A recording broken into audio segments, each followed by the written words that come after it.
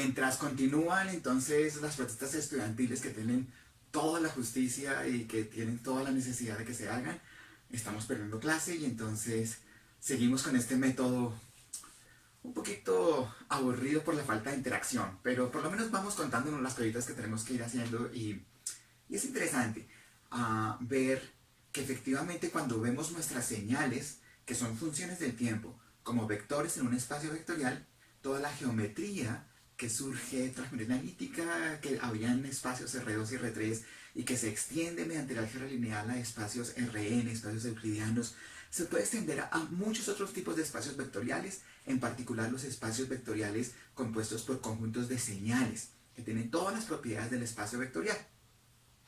Entonces, íbamos en que nuestras señales forman un conjunto, el conjunto de las señales de energía en tiempo continuo, el conjunto de las señales periódicas con periodo t, el conjunto de las señales en tiempo discreto de energía,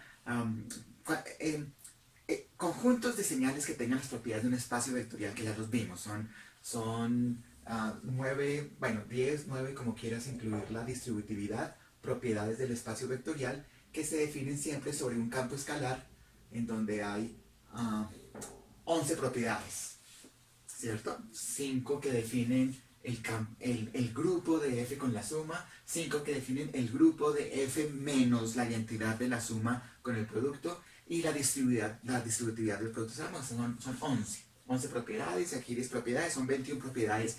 Cualquier conjunto de vectores con dos operaciones, una entre vectores, una entre escalar y vector, sobre un campo escalar que es un grupo de objetos con una operación suma, con una operación producto, que satisfagan esas 21 propiedades, forman un espacio vectorial. Y veíamos entonces muchos conjuntos de señales que nos interesan, que satisfacen estas propiedades, ya sea sobre los reales o sobre los complejos, fundamentalmente sobre los reales y complejos. Esos son los campos escalares donde manejamos nuestros espacios vectoriales de señales. Y entonces veíamos algunos conceptos asociados con ese espacio vectorial, como por ejemplo el de combinación lineal, ¿cierto? Entonces decíamos que si yo tengo un conjunto de vectores, no sé, por ejemplo así, algún conjunto de índices, todos esos vectores en B, y tengo algún conjunto de escalares, tal vez hasta n-1, tal vez hasta infinito, tal vez desde menos infinito a todos estos escalares, entonces la combinación lineal de la sumatoria de los alfa sub k, que es un escalar, por los x sub k, que es un vector. Este es el producto de escalar por vector. Y esta es la suma de vectores. Esta es la suma de todos esos vectores. Y esa es la combinación lineal de los vectores x sub k mediante los escalares alfa sub k. De hecho, había muchas interpretaciones que encontrábamos esta expresión de muchas maneras, que la hemos visto desde nuestra visión analítica de las señales, pero que para nosotros va a tener una forma bien particular. Por ejemplo, supongamos que esto fuera de 0 a n-1.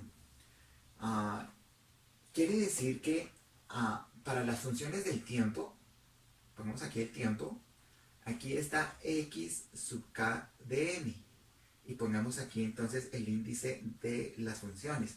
Y estos entonces son unos vectores, ¿cierto? Cada función del tiempo, x sub 0, x sub 1, x2, son las columnas de esta matriz. Y aquí pongo entonces el vector de coeficientes, alfa n-1, por ejemplo. Y entonces esto es mi z sub n. Esta es la forma. Entonces la señal es un vector. La combinación lineal es una combinación lineal. Yo cojo este escalar por esta columna, más este escalar por esta columna, más este escalar por esta columna. El primer escalar por la primera columna, el segundo escalar por la segunda columna, el tercer escalar por la tercera columna, y así hago una combinación lineal de las columnas de una matriz. O sea, para mí una combinación lineal tiene la forma de un producto de una matriz por un vector. La matriz, las columnas de la matriz son los vectores que estoy mezclando, que estoy combinando. En nuestro caso son señales, cada columna de la matriz es una señal. Y el vector de coeficientes es exactamente eso, el conjunto de coeficientes con los que estoy combinando linealmente el conjunto de vectores. Entonces, esa es la forma bonita de verla, sea cualquier cosa que sea. Por ejemplo, cuando decíamos que y es igual a la sumatoria desde k igual 0 hasta n menos 1 de x de k por delta sub k. Este es un vector que son funciones del tiempo. Como funciones del tiempo, esto quiere decir que y sub n es igual a la sumatoria desde k igual 0 hasta n menos 1 de x sub k por delta sub k evaluado en n, ¿cierto? Y delta sub k evaluado en n es delta de n menos k, el impulso unitario desplazado al instante k, y esto es válido para todos los z sub n, por ejemplo. Cuando hacemos esto, entonces queda claro, aquí están los coeficientes de la combinación lineal y estos son los vectores que estoy combinando, que son impulsos unitarios desplazados, todos en la dimensión n mayúscula, de 0 a n menos 1. O sea que esta expresión toma esta forma. El primer vector es el impulso unitario delta sub 0, o sea, vale 1 en instante 0. El segundo vector es el impulso unitario en delta sub 1, que es delta de n menos 1, vale 1 en el instante 1 y vale 0 en todos los demás.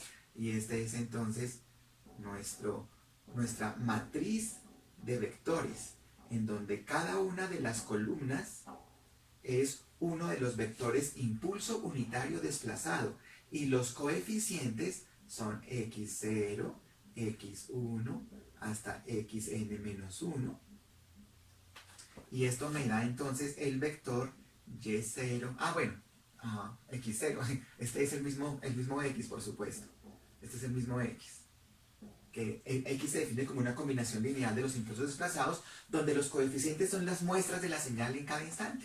Entonces este es x0, x1, x2 hasta xn-1, ¿cierto? Por supuesto, a esto en álgebra lineal le llamamos la matriz de identidad, que no altera los vectores, pasa allá el mismo vector. Pero fíjense la expresión que teníamos con las cuales definíamos, por ejemplo, que cuando introducimos cualquier señal a un sistema lineal invariante en el tiempo con respuesta al impulso, pues solo bastaba la respuesta al impulso si el sistema era lineal invariante en el tiempo, porque entonces, como esto es una combinación de funciones, de señales, la respuesta es la correspondiente combinación con los mismos coeficientes de la correspondiente respuesta al impulso. ¿Sabes? En un sistema lineal invariante en el tiempo era suficiente la respuesta al impulso para calcular la salida a cualquier señal, ¿cierto?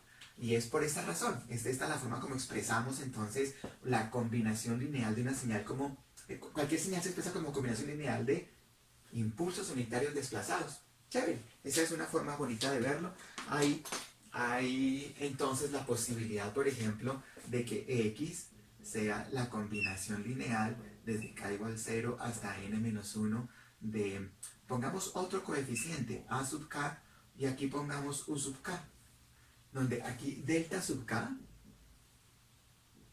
es delta sub k de n igual a delta de n menos k para n en zn, ¿cierto? Aquí vamos a hacer lo mismo, u sub k es esta señal. Fíjense que la notación como vector, u sub k es un vector, es un elemento del espacio vectorial, y los elementos del espacio vectorial que son señales del tiempo, u sub k de n es el impulso unitario desplazado al instante k, ¿cierto? Eso es. Entonces esta es una combinación lineal. De hecho,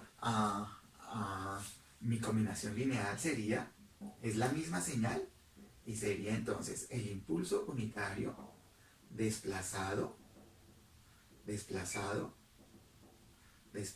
bueno, etcétera, desplazado,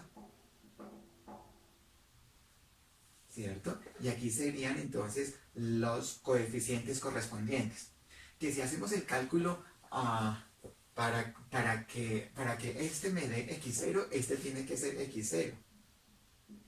Y después, para que x1 sea este coeficiente más este coeficiente, pues aquí tiene que estar x1 menos x0, ¿cierto? Y para que x2 sea x0 más x1 menos x0, que es x1, más x2 menos x1 para que me dé x2,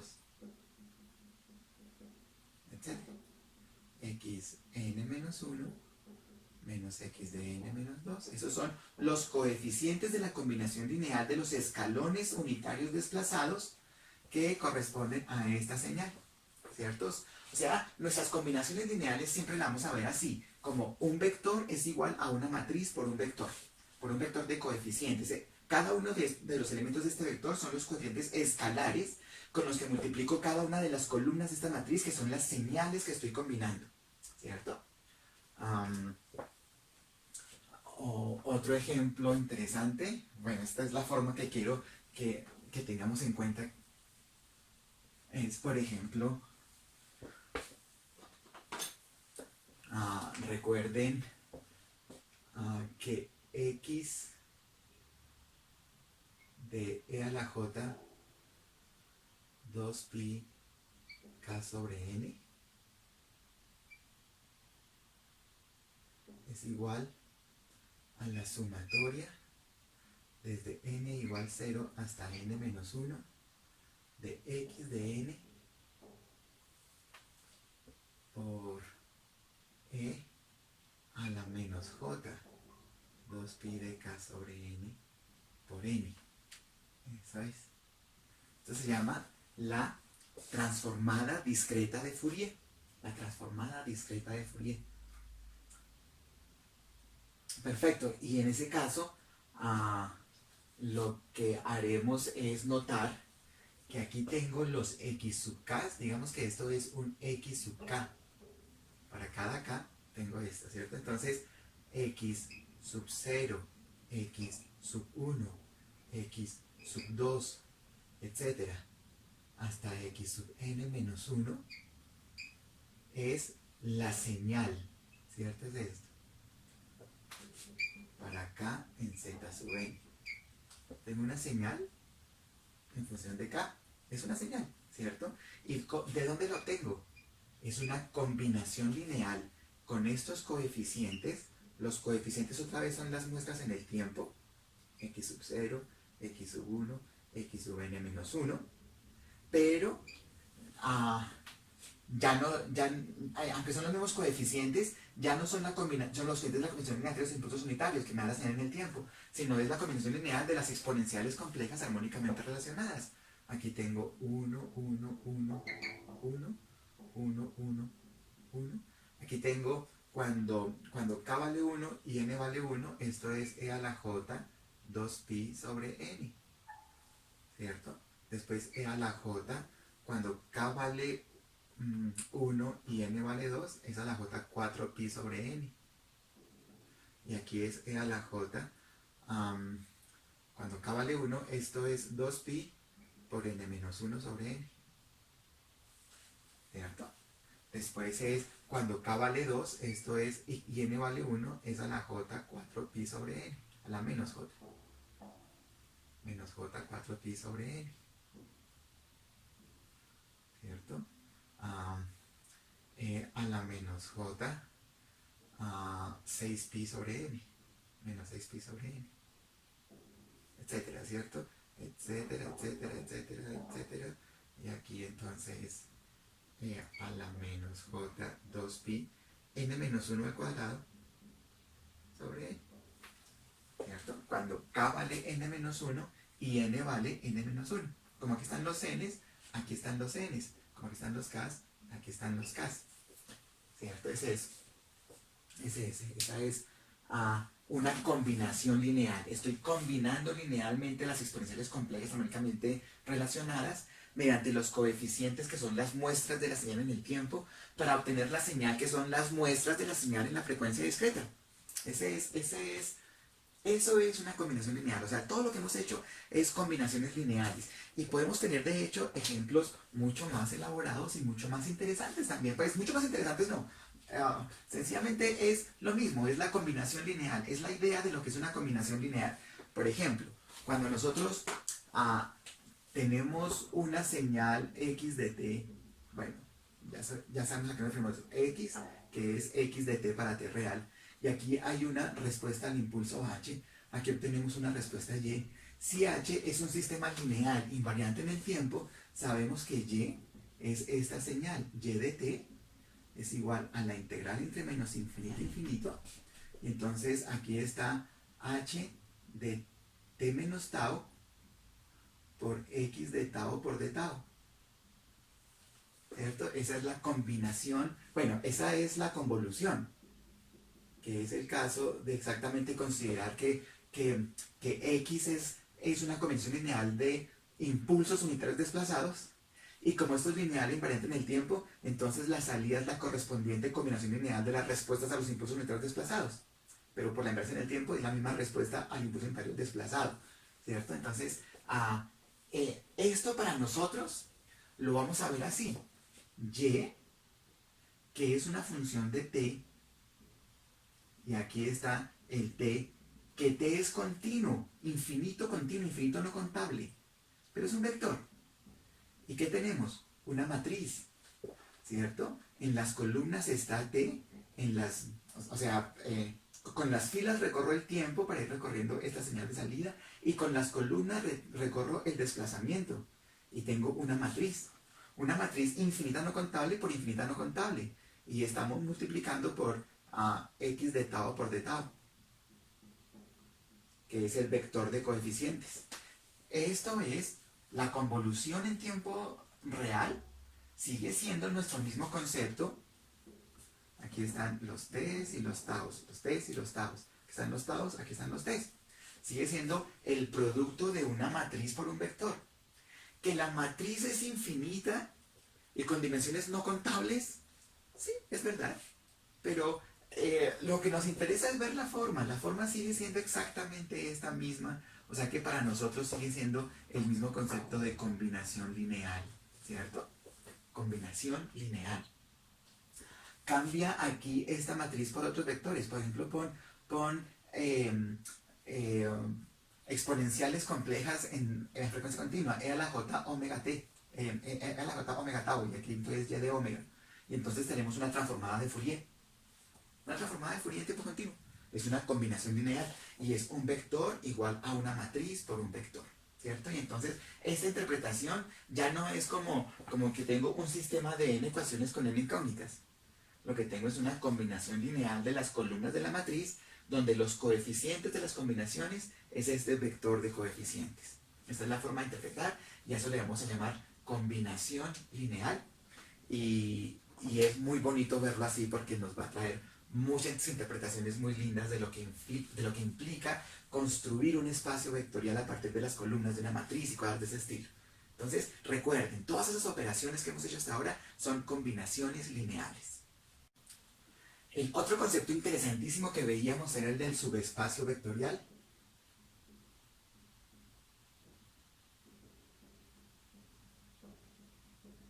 Que era muy simple. Si yo tengo mi espacio vectorial y tengo un subconjunto de vectores, pero es tal que para cualquier par de vectores x y y que pertenecen a S, y para cualquier par de escalares alfa y beta que pertenezcan a F, si alfa x más beta y pertenece a S, entonces S es en sí mismo un espacio vectorial. Es un subconjunto de un espacio vectorial que por sí mismo es otro espacio vectorial, y a eso le llamamos un subespacio vectorial, ¿cierto? Entonces veíamos muchos ejemplos. R2 es un subespacio vectorial de R3, y esto era fácil de ver porque si estas son las coordenadas, yo tengo un plano acá, ¿cierto? Entonces este es acá, este va acá, este va acá, ¿cierto? Este plano, por supuesto, tiene que pasar por el origen. Si no pasa por el origen, no es un espacio vectorial, porque entonces no hay una identidad para la suma. Por eso tiene que pasar por el origen. Este plano es un espacio vectorial si cualquier giro que yo le haga es respecto al origen. Yo lo puedo girar así, por ejemplo, o lo puedo girar así, por ejemplo, o lo puedo girar así. Tengo 3 dimensiones para girarlo porque estoy en un espacio tridimensional, pero entonces mi subespacio vectorial es un subespacio de 2 dimensiones, ¿cierto? Entonces, si yo cojo un vector aquí y cojo otro vector aquí y los combino linealmente, obtengo un vector en el mismo plano. No voy a poder combinar linealmente vectores en el plano y salirme del plano. Siempre voy a estar dentro del plano. Por eso ese es un subespacio vectorial. Y veíamos muchos ejemplos interesantes. Me gustó mucho el ejemplo, por ejemplo, de las secuencias binarias que tenían paridad paro-impar o que tenían un CRC, un código de redundancia cíclica, por ejemplo. Esa es una reducción en la dimensión gigantesca, pero el número de bits sigue siendo la misma, porque ponemos una redundancia. Los códigos de Hamming, creo que hicimos el ejemplo de un código de Hamming o cosas de ese estilo, ¿cierto? O podemos ver, por ejemplo, que los polinomios en el intervalo 0,1 era un subespacio vectorial de las señales de energía en el espacio 0,1, siempre y cuando los coeficientes fueran reales, por ejemplo. Estuvieran entre menos infinito abierto y más infinito abierto. Entonces seguían siendo señales de energía si estamos en el intervalo 0,1, por ejemplo. Entonces los polinomios son un subespacio vectorial. Cada vez que tú combinas linealmente polinomios, obtienes polinomios. Entonces es cerrado para la combinación lineal. Y son subconjuntos de las señales de energía en el intervalo 0,1. Y como ese es un espacio vectorial, los polinomios son un espacio vectorial. Ese es el otro concepto interesante que veíamos. Y de hecho veíamos entonces un tercer concepto clave, que era el de la independencia lineal.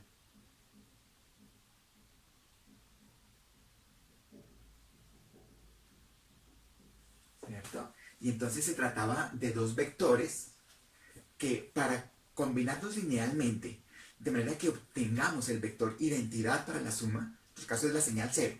La identidad para la suma es señal que en todo instante vale 0. ¿Cierto? Porque si yo le sumo eso a cualquier señal, me da la señal que estoy sumando. Entonces, la señal que en todo instante vale 0 es el punto de origen de nuestro espacio. ¿Cierto?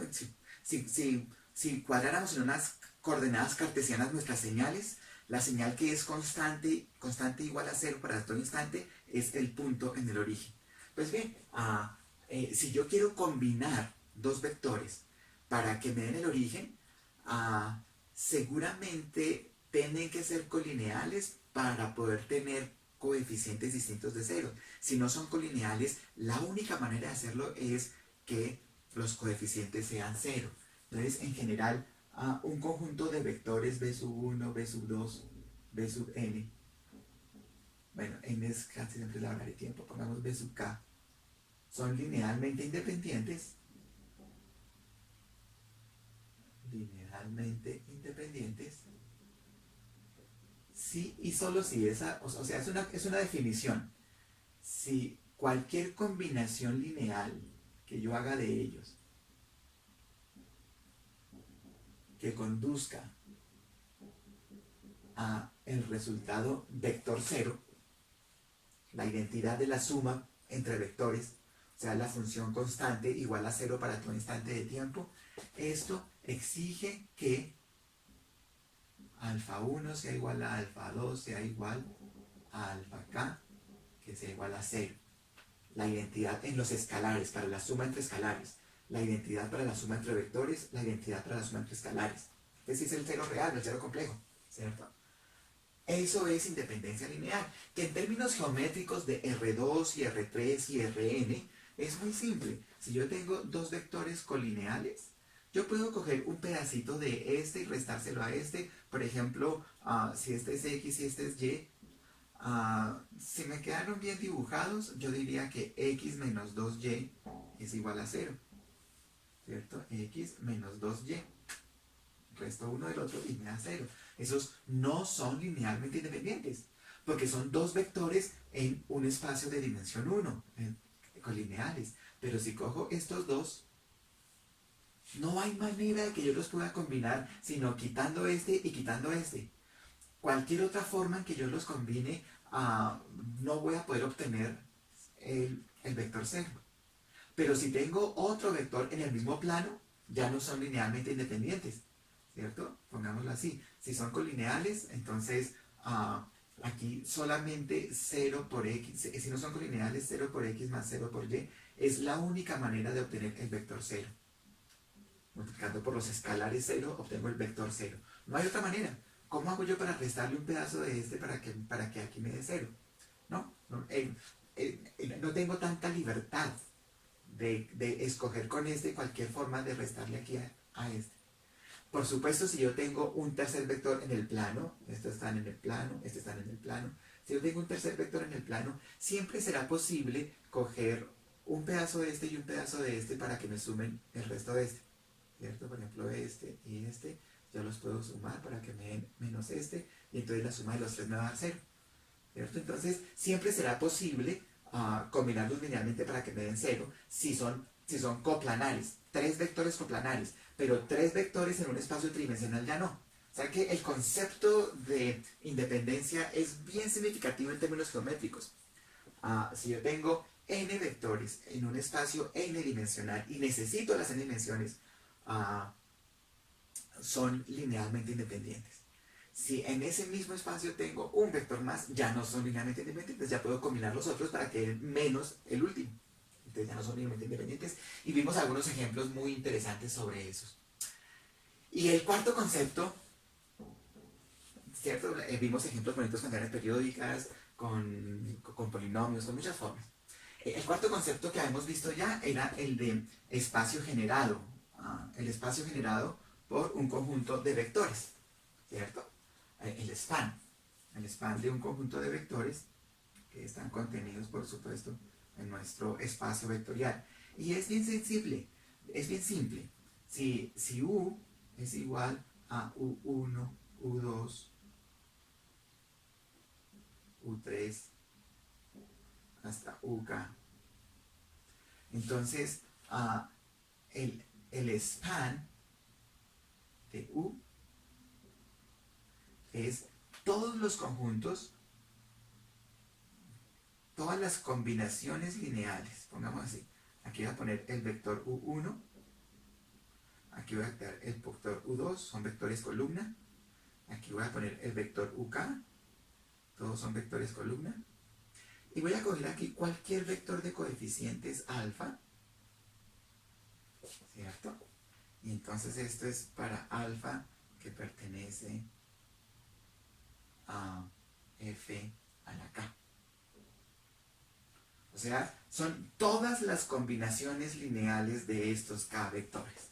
Es el espacio generado. Que esto es un espacio es bastante obvio, porque si tengo cualquier vector que es una combinación lineal de estos y los combino linealmente, voy a tener otra combinación lineal de estos. Entonces, este es cerrado para las combinaciones lineales, pero por supuesto es un subconjunto de B. Entonces, es el subespacio generado por estos vectores.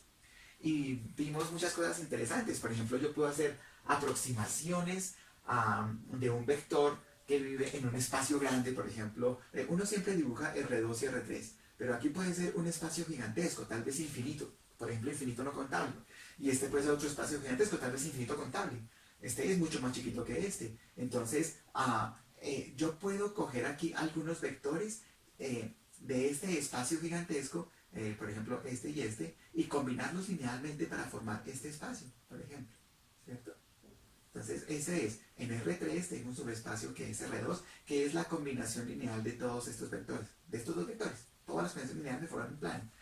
Esa es la visión que tenemos respecto a esto, ¿cierto? Pensemos siempre, este es R3, este es R2, y nos imaginamos esto. Claro, este puede ser, por ejemplo, el cuadrado de Z, y este puede ser, por ejemplo, bueno, no sé, estas ya son señales de energía, podrían ser las señales acotadas. Las señales acotadas casi siempre son de energía, por ejemplo. Entonces podría ser algo así, L1 de Z. Por ejemplo, cosas así, ¿cierto? Podemos imaginar muchas maneras distintas, pero en principio lo que tengo es esto, todas las combinaciones lineales, o sea, yo construyo una matriz con los vectores con los que voy a expandir el espacio, y entonces todas las combinaciones lineales, aquí cojo todos los posibles coeficientes que pueda escoger para combinar estos vectores y obtengo un espacio vectorial, y ese es el espacio vectorial expandido o generado por este conjunto de vectores. Por eso a veces esto se llama la matriz generadora. Cuando son finitos, esta es la matriz generadora. Y eso es exactamente lo que hacíamos, por ejemplo, con el código Hamming. Cogíamos mensajes, por ejemplo, de 7 bits y poníamos aquí 7 vectores de 14 bits. Y entonces teníamos una forma de combinar, de construir nuestros códigos Hamming, que son vectores de gran dimensión, pero con mucha redundancia entre ellos. Y eso nos daba entonces capacidades de detección y corrección de errores, cosas de ese estilo. Es porque estamos expandiendo un espacio, el espacio de los code words, de las palabras válidas, que aunque solamente son, por ejemplo, si estos son 8 son 256 palabras válidas, pero aquí estos son de 10 entonces tengo 1024 posibles code words, 1024 posibles señales, pero de esas hay solamente 256 palabras válidas. Las demás son redundancia. Y con eso puedo detectar y corregir errores, por ejemplo. ¿Cierto? Eso lo usamos muchísimo nosotros de muchas formas particulares. De hecho, lo que vamos a hacer en el resto de este curso es coger algunos vectores particulares cuya matriz tiene propiedades interesantes. Por ejemplo, exponenciales complejas armónicamente relacionadas y construir aproximaciones de Fourier. O construir algunas wavelets y construir aproximaciones wavelets. Y vamos a ver qué propiedades tienen unas, qué propiedades tienen otras. Pero entonces el espacio expandido por una familia de wavelets me da unas aproximaciones. O el espacio expandido por las exponenciales complejas me dan unas aproximaciones. Habrá señales que no se pueden expresar como combinaciones de esas, pero a lo mejor las puedo aproximar. Y esas aproximaciones son en ingeniería fundamentales, fundamentales. Esas aproximaciones es lo que nos permite hacer análisis de componentes principales, extracción de características. Es bien interesante lo que vamos a hacer de acá. De hecho, en el laboratorio vamos a escoger unos vectores tales que lo que vamos a representar nuestras señales a partir de esos coeficientes, ¿no? Ya no necesitamos la señal misma con esos coeficientes, pero va a ser una aproximación. Y esa es la aproximación de codificación lineal predictiva. Los coeficientes con los que expando unas muestras particulares, que vamos a escoger muy chévere, me van a dar una secuencia de posibles señales. Pero esa secuencia de posibles señales va a generar cierto errorcito respecto a la verdadera señal. Pero si ese errorcito lo minimizamos, tendremos entonces una forma fundamental de extracción de características que llamaremos los coeficientes LPC, codificación lineal predictiva. Recuérdense que ya mencionamos eso en el laboratorio, cómo vamos a modelar una señal desde el sistema que la genera. Esa es la forma. Vamos a ver cuál es el espacio vectorial de las señales que se pueden generar a partir de ese modelo de filtro que construimos del tracto vocal. Y esto es lo que hacemos en comunicaciones para representar la línea de transmisión o en el medio de transmisión en general, o es lo que hacemos en bioingeniería para representar los mecanismos del músculo, de la célula, de lo que estemos modelando. Bueno, el quinto concepto que vamos a tratar entonces es el de base y dimensión.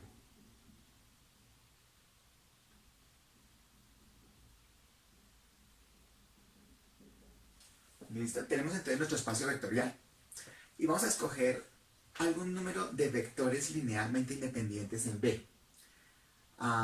Pero va a tener una característica bien particular. Cualquier conjunto, pongámoslo así, de vectores linealmente independientes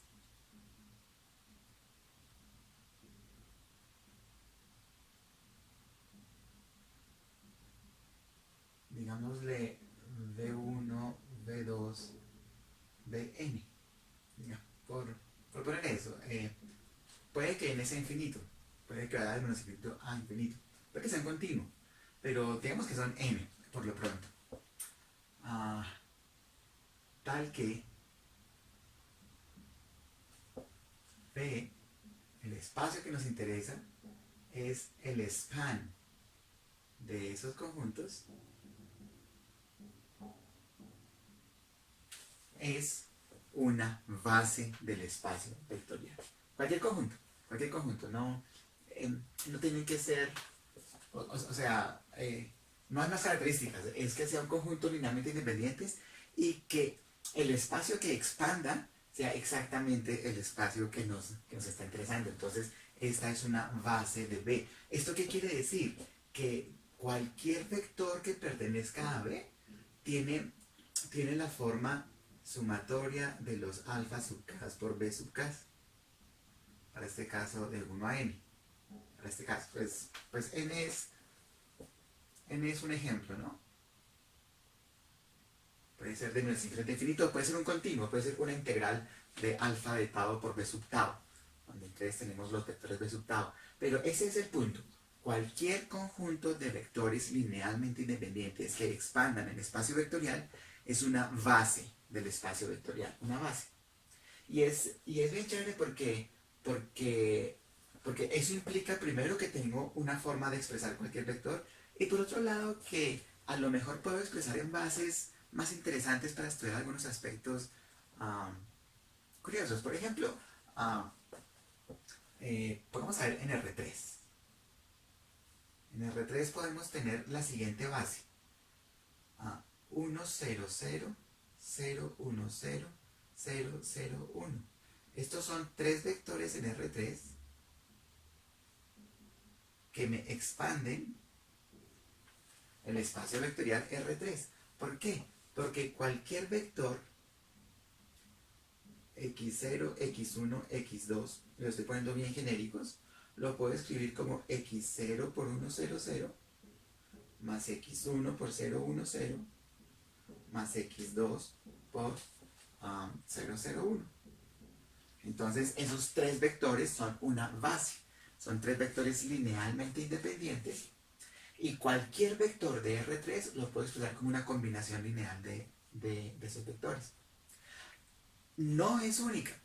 Por ejemplo, este R3 también es el span de, no sé, 1, 1, 1, 1 menos 1, 1, 1, 1 menos 1.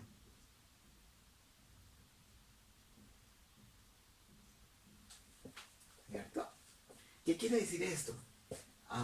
Que cualquier vector x0, x1, x2 que pertenece a x3, o sea, a R3, ahí está, cualquier vector en R3, yo lo podría expresar como alfa 0 por 1, 1, 1, más alfa 1 por 1 menos 1, 1, más alfa 2 por 1, 1 menos 1.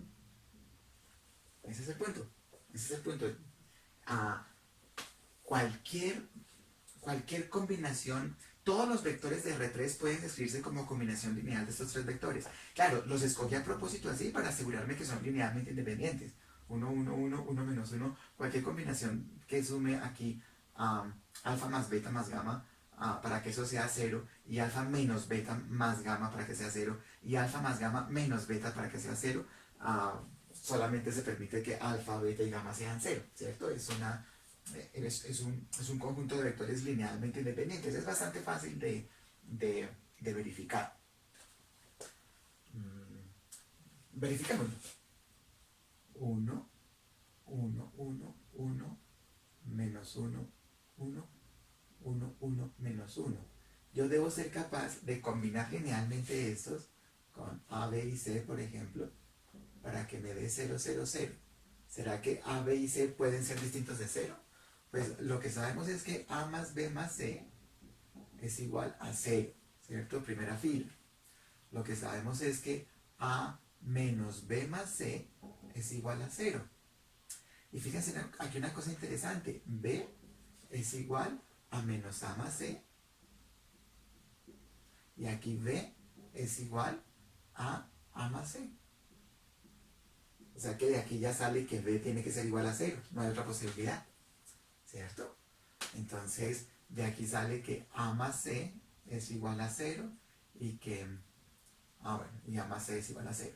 Ahora vamos con A más B menos C es igual a 0.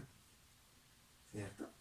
Pero entonces queda que A más C es igual a 0 y queda que A menos C es igual a 0. ¿Cierto? Entonces, si yo resto esto, 2C es igual a 0, o sea que C es igual a 0. B es igual a 0, C es igual a 0, y entonces A tiene que ser igual a 0. No hay otra posibilidad. Son tres vectores linealmente independientes. Y como son tres vectores linealmente independientes, cualquier vector en R3 se puede escribir como una combinación lineal de esos tres vectores. O sea, como está aquí la cosa, x0, x1, x2 si yo lo puedo expresar como combinación lineal de 1, 1, 1, 1 menos 1, 1, 1, 1 menos 1. A, B, C.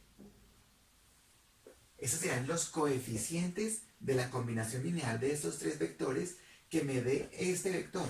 Que estos son los coeficientes de la combinación lineal de estos tres vectores. Pero podría ser los coeficientes de cualquier otra combinación lineal. Aquí puedo poner cualquier base y sus coeficientes y cualquier base y sus coeficientes. Y me debe dar igual, debe ser el mismo vector, ¿cierto?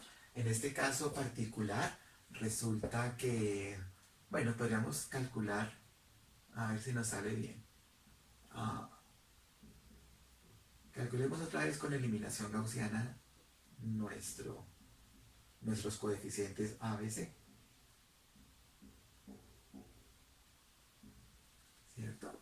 Entonces, tal vez lo primero que tenemos que hacer es restar la primera fila de la segunda. Entonces, aquí dejemos el 1, 1, 1, 1, 0, 0. Y aquí entonces 1 menos 1, 0. Menos 1, menos 1, menos 2. 1 menos 1, 0. 0 menos 1, menos 1. 1 menos 0, 1. 0 menos 0, 0. Y aquí hagamos lo mismo. 1 menos 1, 0. 1 menos 1, 0. Es que ese es menos 1. Este es menos 1. Menos 1, menos 1, menos 2. 0 menos 1, menos 1. 0 menos 0, 0. Y 1 menos 0, 1. ¿Cierto? Dividamos estos por un medio. Y me queda 1, 1, 1, 1, 0, 0, 0, 1, 0, por menos 2. Entonces esto es un medio, esto es menos un medio y esto es 0. Y este también por menos 2. Entonces este es un medio, este es 0 y este es menos un medio. ¿Cierto? Listo. Entonces ahora al primero restémosle los otros dos. Entonces 1 menos 0 menos 0, 1.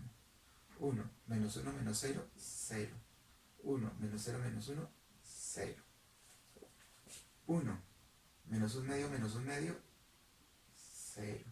0 menos un medio, menos un medio es un medio.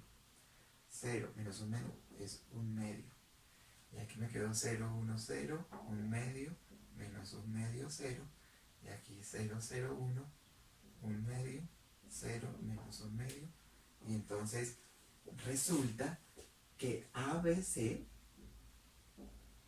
es igual a un medio de 0, 1, 1, 1 menos 1, 0 y 1, 0 menos 1 por x0, x1, x2. Listo. Entonces, ¿a qué vamos? A que gracias a esta expresión, bueno, esta forma de encontrar esto ya lo podemos borrar. Ciertamente 1 más 1, 0. 0.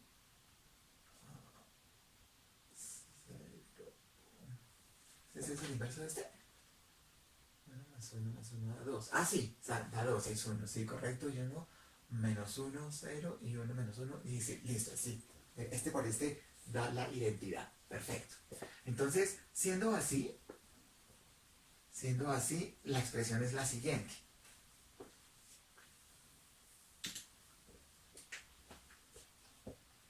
x0, x1, x2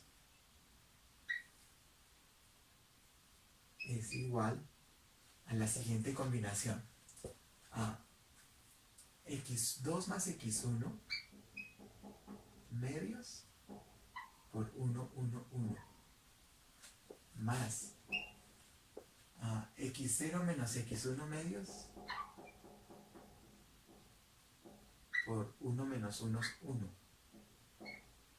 más x0 menos x2 medios por 1, 1 menos 1. Eso es. cualquier vector en R3, yo lo puedo expresar como combinación lineal de estos tres vectores. Luego estos tres vectores forman una base de R3. Otra base. No la base canónica. O sea, estas son las combinaciones lineales de 1, 0, 0, 0, 1, 0, 0, 0, 1. Chévere. Esa es una base. Es una base muy bonita. Esta es otra base. Porque una combinación lineal de estos tres vectores con los coeficientes x0, x1, x2 es la combinación lineal de estos tres vectores con los coeficientes x2 más x1 medios, x0 menos x1 medios, x0 menos x2 medios. Eso me conforman esa base. ¿Listo? Chévere. Eso es R3. Pero bueno, es que eso es álgebra lineal de la geometría analítica. Eso no es exactamente lo que queremos. Voy a escribirlo allá otra vez en una esquinita y vamos a hacerlo entonces en otro contexto ligeramente distinto. Entonces voy a desocupar aquí esto. Y nuestro ejemplo entonces nos condujo a lo siguiente. Voy a reescribir eso ahí. Entonces, en R3, si yo tengo x0 por 1, 0, 0, más x1 por 0, 1, 0, más x2 por 0, 0, 1, yo lo puedo escribir como x2 más x1 medios por 1, 1, 1, más x0 menos x1 medios por 1 menos 1, 1, más x0 menos x2 medios por 1, 1 menos 1. Listo. Eso es, eso es. Entonces tengo dos bases. Y cualquier conjunto de tres vectores linealmente independientes me expanden R3. Eso es simple. De hecho me faltó definir la dimensión. Todas las bases tienen el mismo número de vectores.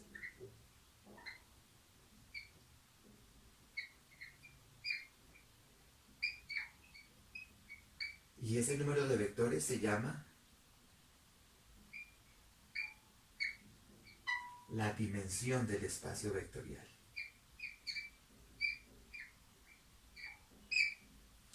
La dimensión del espacio vectorial, eso es, listo. Entonces, cualquier conjunto de vectores linealmente independientes que expandan el espacio vectorial es una base. Entonces pueden haber muchísimas bases. Dame un conjunto de vectores linealmente independientes y si me expanden el espacio vectorial son una base. Por ejemplo, 1, 0, 0, 0, 1, 0 y 0, 0, 1 expanden R3, como también lo hacen 1, 1, 1, 1 menos 1, 1, 1, 1, 1, 1, 1 menos 1.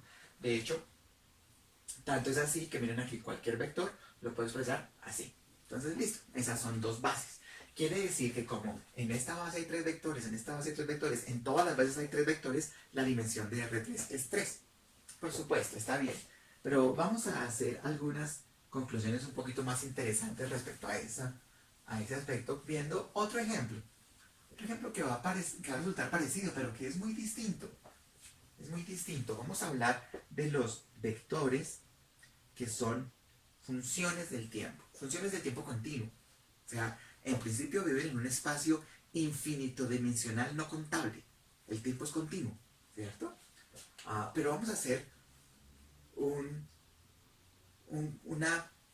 espacio vectorial pequeño con esas funciones. Le vamos a llamar P3. ¿Qué es P3? P3 es el conjunto de los polinomios de grado menor a 3, ¿cierto? O sea, son todos los x iguales a x de t igual a más b por t más c por t cuadrado. Digamos para t entre 0 y 1, con eso lo mantenemos, por ejemplo, dentro de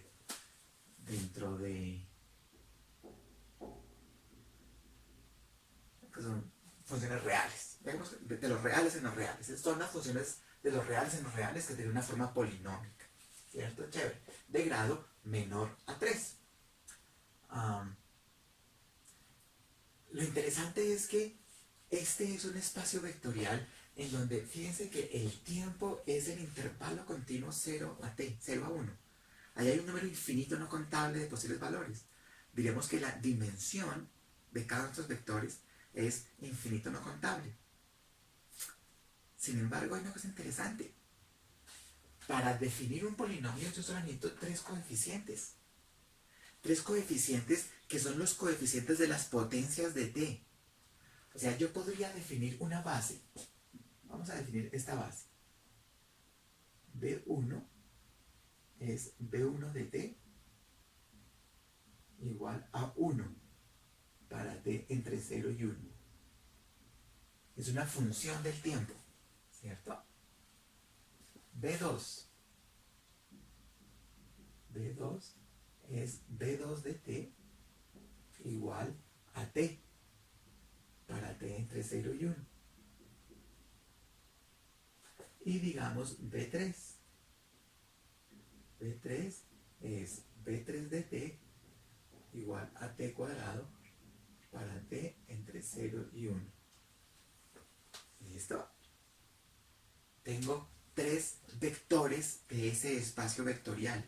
Pero ¿qué tienen de interesante esos tres vectores? Que cualquier polinomio que pertenezca a P3 se puede expresar como A por B1 más B por B2 más C por B3. Tengo una base del espacio vectorial. Y esa base está compuesta por solo tres vectores. Sí, cada vector tiene un número infinito no contable de puntos. Pero el espacio vectorial tiene dimensión 3. El espacio vectorial tiene dimensión 3. ¿Por qué? Porque acabé de encontrar tres vectores linealmente independientes que me expanden ese espacio vectorial. Y son solo tres. La dimensión del espacio es 3. Pero ¿por qué si los polinomios están en un conjunto infinito no contable? Sí, claro, es como el plano, que puede estar ubicado en un espacio R3, ¿cierto? Y yo puedo hablar de puntos X, Y, Z del plano, todos los AX más BY más CZ igual a 0, eso me expande en un plano. Ese es un plano. Entonces, de esa manera, yo aquí estoy hablando de un subconjunto del espacio infinitodimensional de las señales del intervalo unitario en los reales, pero dentro del conjunto de las señales definidas del intervalo unitario en los reales hay un subconjunto, P3. Y P3 es un subconjunto de dimensión 3, porque aquí hay tres vectores que me expanden ese espacio vectorial. Pero yo puedo hablar de otros tres vectores. U sub 1 es U sub 1 de t igual a 1 más t cuadrado para t que pertenece a 0, 1. ¿Cierto? Y U sub 2 es igual, U sub 2 de t es igual a 1 menos t cuadrado. ¿Se ven para dónde voy? Para t entre 0 y 1. Y U sub 3 es U sub 3 de t igual a 1 más t menos t cuadrado para t entre 0 y 1. Este es un conjunto de vectores linealmente independientes, todos pertenecen a P3 y son linealmente independientes. ¿Por qué? Porque así como yo no puedo combinar alfa de 1 más t cuadrado más beta de 1 menos t cuadrado más gamma de 1 menos más t menos t cuadrado para que me dé 0 más 0t cuadrado, y eso ya lo sé porque ya lo verifiqué con estos coeficientes. Yo no puedo combinar esos tres coeficientes para que me den alfa más beta más gamma igual a 0 y alfa menos beta más gamma igual a 0 y alfa más beta menos gamma igual a 0. No existen, tienen que ser alfa igual a beta igual a gamma igual a 0. Pues eso es exactamente lo que estoy haciendo aquí, ¿cierto? 1, 1, 1, 1 menos 1, 1, 1, 1 menos 1. Si yo los combino, los coeficientes de las potencias de t van a ser esos: alfa más beta más gamma, alfa menos beta más gamma, alfa más beta menos gamma. Y para que los tres sean 0, cada uno de ellos tiene que ser 0. Entonces, estos son tres vectores linealmente independientes. Quiere decir que cualquier x, cualquier X que sea X de t igual a más bt más ct cuadrado, también es igual a, o sea, bueno, a X de t igual a alfa por 1 más t cuadrado más beta por 1 menos t más t cuadrado más gamma por 1 más t menos t cuadrado para t en 0, 1. Eso es. O sea, yo expreso x como a por b1 más b por b2 más c por b3 y también lo puedo expresar como x alfa por u1 más beta por u2 más gamma por u3. Debe ser la misma expresión. ¿Y qué ocurre? Que cuando yo establezca en términos de alfa, beta y gamma las potencias de t, los coeficientes de las potencias de t, me queda que a debe ser igual a alfa más beta más gamma. Pongámoslo así, 1, 1, 1, alfa, beta, gamma.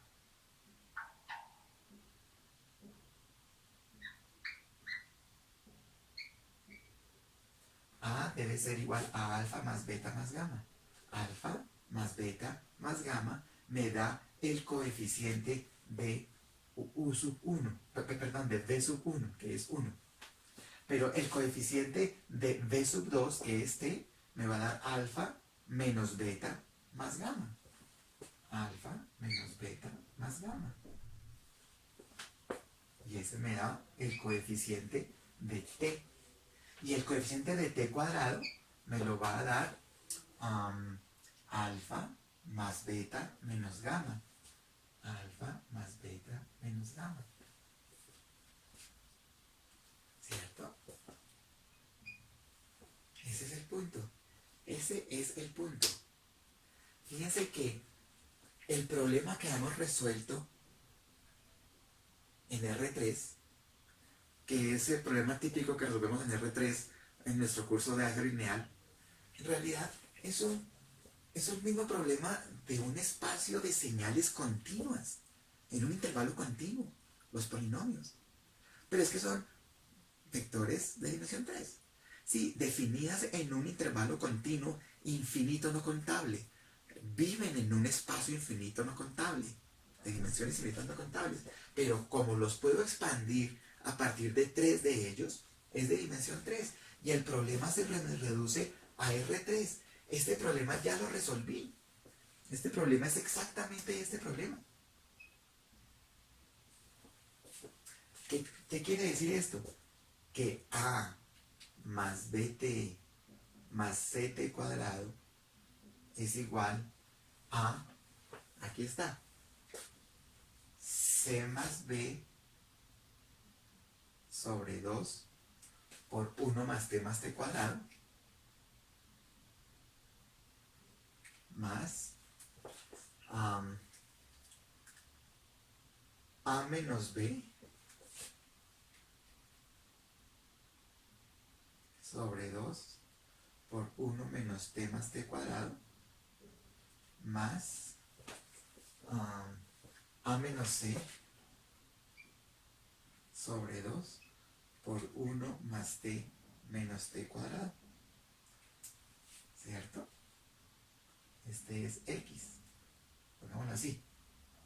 El vector x, que es igual a esta función del tiempo, es igual a esta función del tiempo para cualquier t en el intervalo 0, 1. ¿Cierto? Es exactamente el mismo problema que resolvimos en el espacio euclidiano tridimensional. Aquí lo estamos resolviendo en un espacio de funciones aparentemente mucho más complejas. Funciones infinitodimensionales, los polinomios de grado menor a 3. Pero es que los polinomios de grado menor a 3 son un espacio tridimensional, como R3. No tengo problema. El problema de cambiar la base de los polinomios 1, t y t cuadrado a los polinomios 1 más t cuadrado, 1 menos t más t cuadrado y 1 más t menos t cuadrado es este problema en R3. Es el mismo problema porque son vectores tridimensionales. La dimensión es el número de vectores linealmente independientes en la base. Y las bases tienen 3 vectores en los dos ejemplos. En el espacio euclidiano R3 o en los polinomios de grado menor a 3. Tienen 3 vectores. Es dimensión 3. Luego los problemas son exactamente los mismos. Como efectivamente acabamos de ver aquí. Resolvimos este problema en R3. Pero un momentico, problemas en R3 no nos interesaban. Eso es para primer y segundo semestre de su curso de álgebra lineal. Pero es que es el mismo problema cuando hablamos de señales en espacios tridimensionales, como los polinomios de grado 3, de grado 2, 1 o 0. Bueno, entonces respecto a esto de las bases de un espacio vectorial, hagamos algunos ejemplitos adicionales. Fundamentalmente pensemos en el cuadrado de Zn, las señales de energía definidas para el rango de tiempos de 0 a n-1. Típicamente entonces hemos dicho que cualquier señal x que pertenezca a este espacio vectorial es la sumatoria para todos los k desde 0 hasta n-1 de x sub k, es el coeficiente, de delta sub k, es el vector, ¿cierto? Entonces esto es lo que es la matriz de identidad por la columna de coeficientes. La matriz es de n por n, la columna es de n por 1. Podemos hacer varios cambios de base aquí. Una representación extrema correspondiente a este sería cuando, bueno, o sea, ¿esto qué quiere decir? Esto quiere decir que x de n es la sumatoria desde k igual 0 hasta n-1 de x sub k por delta de n menos k. Esto es válido en nzn, ¿cierto? Y eso sigue siendo válido en el cuadrado z. En el cuadrado z tengo x es igual a la sumatoria desde k igual menos infinito a infinito de x sub k por delta sub k. Donde delta sub k es exactamente lo mismo. O sea, esto es x de n es igual a la sumatoria desde k igual menos infinito hasta más infinito de delta de n menos k. Y esto es válido para n entero. ¿Cierto? Pero entonces es una cosa interesante. De alguna manera también lo podemos imaginar en el cuadrado R. En el cuadrado R, x es x de t igual a la integral de menos infinito a infinito de x de tau, los coeficientes, por delta de t menos tau, por d tau. Que el coeficiente es x tau de tau. Y la matriz es delta de t menos tau. Los impulsos unitarios desplazados como singularidades al instante tau, ¿cierto? Chévere. Y bien, fundamentalmente entonces esas son unas bases. Aquí está expresada como combinación lineal de los impulsos unitarios desplazados, de los impulsos unitarios desplazados, de los impulsos unitarios desplazados. Una cosa interesante es que podemos hacer cambios de base. Por ejemplo, entonces hayamos pensado en, bueno, ¿y qué pasa? Tal vez este ejemplo ya lo hemos hecho harto, pero vamos a hacer. Si hacemos desde k igual 0 hasta n-1, ¿cuáles serán los coeficientes a sub k para utilizar u sub k? Los escalones unitarios desplazados, ¿cierto? Entonces, ya lo habíamos visto. Esto es una ecuación matricial, porque esto es para todos los n's. O sea, esto es x de 0, x de 1, x de 2, hasta x de n-1. Es una combinación lineal de escalones unitarios desplazados. Esto es uk de n, ¿cierto? Entonces es u sub 0 de n, u sub 0 de 1, u sub 0 de 2, hasta u sub 0 de n-1. Después u sub 1 de n.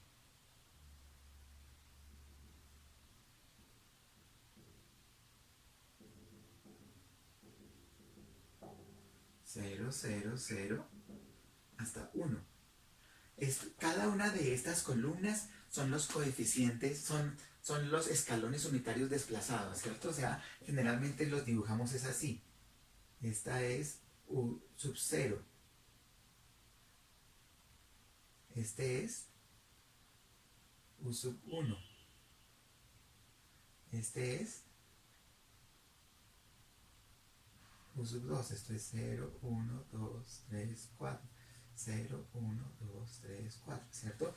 Son los escalones unitarios desplazados. Esta señal es este vector, esta señal es este vector, esta señal es este vector.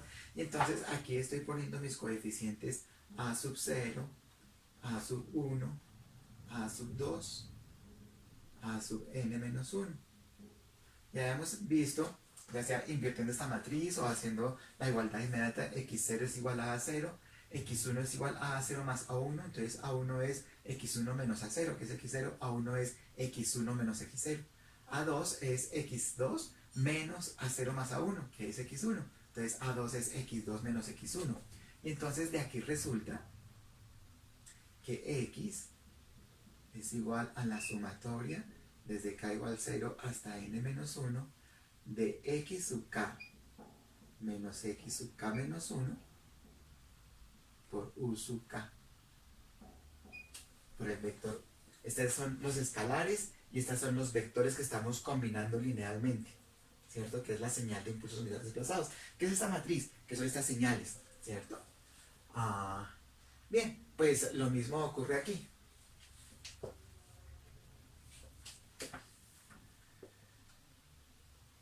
Si vemos aquí en el ecuadrado z, resulta que x también es igual a x de n, que es la sumatoria desde k igual menos infinito hasta más infinito de x de k menos x de k menos 1 por u de n menos k. Y esto es válido para n enteros, ¿cierto? Es eso, exactamente eso. O aquí es como decir que x barra es igual a x de t, que es la integral entre menos infinito e infinito de x' de tau por u de t menos tau por d tau, ¿cierto? Eso es. Entonces aquí esto es para t real, esto es para t real, ¿cierto? Son entonces bases. Todas estas son las expresiones de una señal como una combinación lineal de vectores base. Si los vectores base son los impulsos unitarios desplazados en las señales de energía definidas en tiempo discreto finito, o las señales de energía en tiempo discreto infinito, o las señales de energía en tiempo continuo, ¿cierto? Infinito. O si las funciones base son escalones unitarios desplazados en tiempo discreto finito, en tiempo discreto infinito o en tiempo continuo infinito, ¿cierto? Ese es el tipo de operaciones que hacemos para hacer cambios de base. De hecho, hemos puesto algunos ejemplos bien claves también. Hablamos aquí en este mismo mundo de las señales discretas, en un rango finito, de 0 a n menos 1. Otra base interesantísima. Esta misma señal, o sea, x es igual a la sumatoria para buscar la señal x, el vector x. Esa es la notación de vector. De los x sub k, estos son los coeficientes escalares de los delta sub k, que es igual a la sumatoria, bueno, esto es desde 0 hasta n menos 1, que es igual a la sumatoria desde 0 hasta n menos 1 de x sub k menos x sub k menos 1 por u sub k, los escalones unitarios desplazados. Pero esta también bien interesante. Decíamos que es interesante escribir este como una combinación lineal desde k igual 0 hasta n menos 1, y entonces aquí están los coeficientes de la combinación. Y los coeficientes de la combinación de qué señales, de estas señales w sub k, ¿cierto? donde ¿qué es D sub K?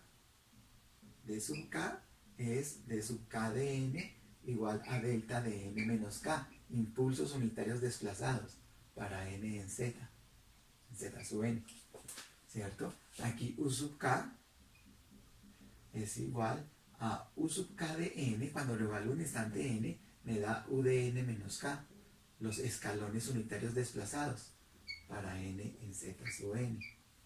Y aquí entonces igual, W sub K es W sub K de N, cuando lo evalúo en instante N, es E a la J 2pi por K sobre N a la N. Esto es para N en Z sub N. Son los exponenciales complejas armónicamente relacionadas. Entonces, cada una de estas es una base del espacio de las señales de energía, definidas entre 0 y n-1, en el rango de 0 a n-1 tiempo discreto en los complejos. Y estas son bases para esas señales, para ese espacio vectorial de señales, ¿cierto? En este caso, los coeficientes se llaman los coeficientes de la serie discreta de Fourier. Ni más ni menos, es exactamente eso, ¿cierto? Y es interesante ver cómo obtenemos entonces los correspondientes coeficientes, porque estos son matrices. Entonces invertimos la matriz, ¿cierto? Esta es la matriz 1, 1, 1, 0, 1, 1, 0, 0, 1, ¿cierto?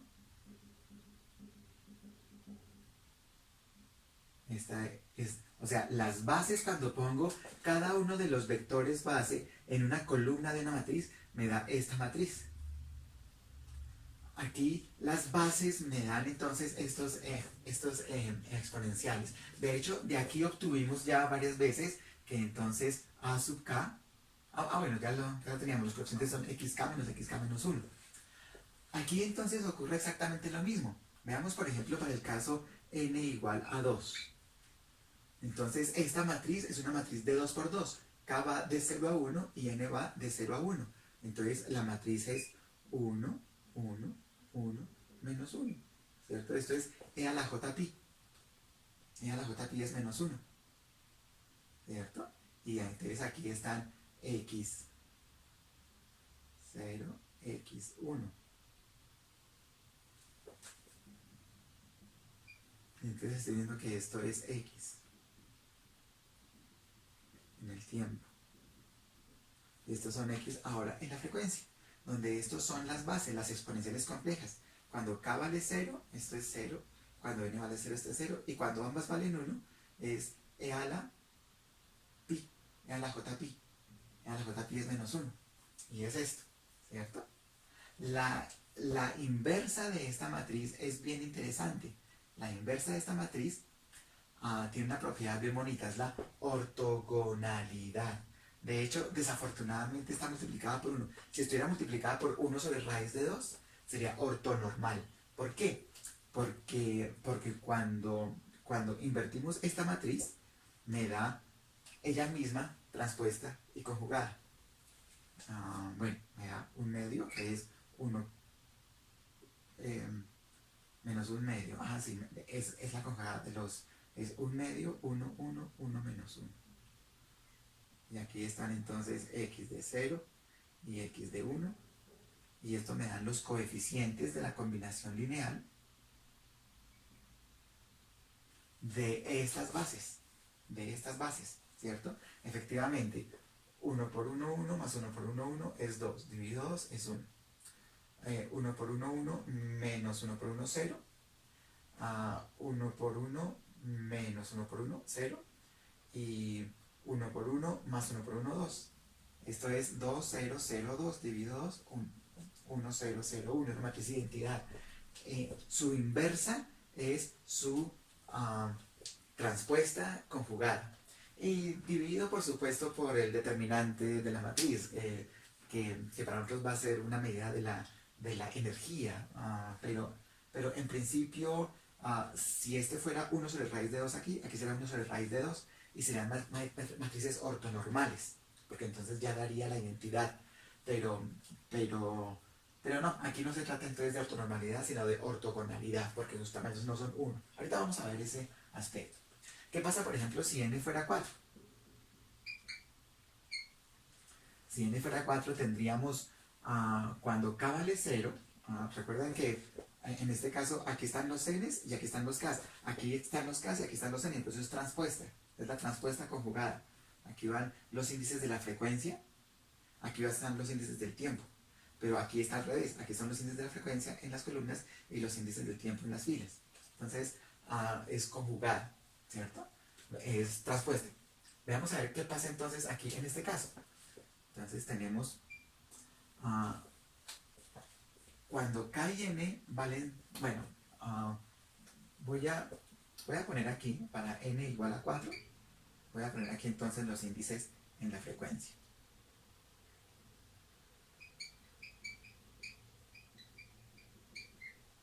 ¿Cierto? Entonces va esta matriz y aquí van las muestras en el tiempo.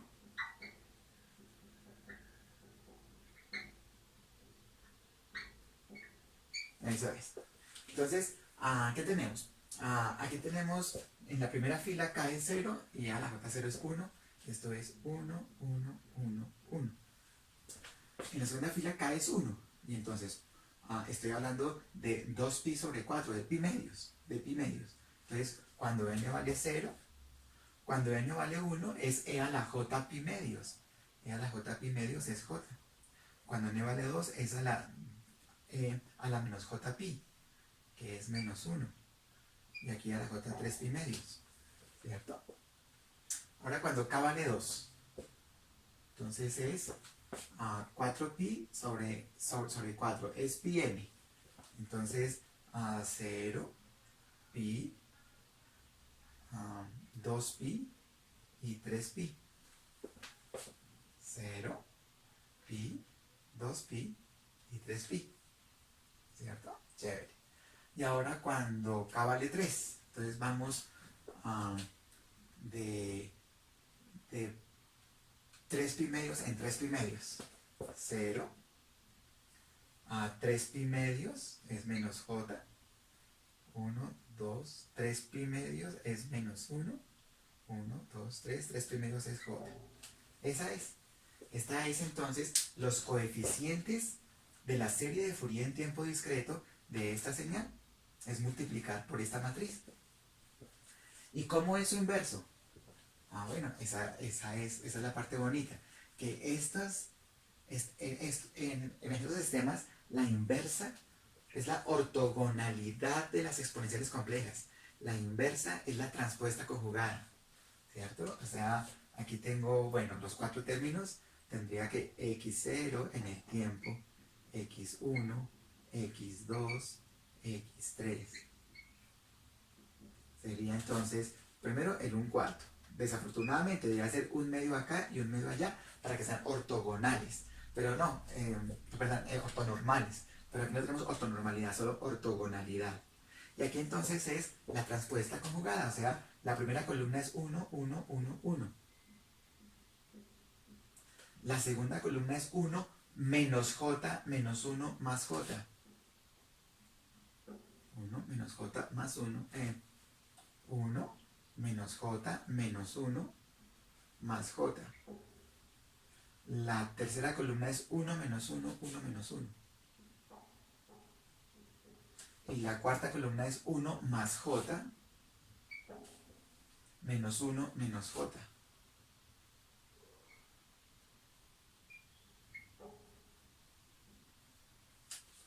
Y aquí entonces tengo la señal, los coeficientes en frecuencia x0, x1, x2, x3.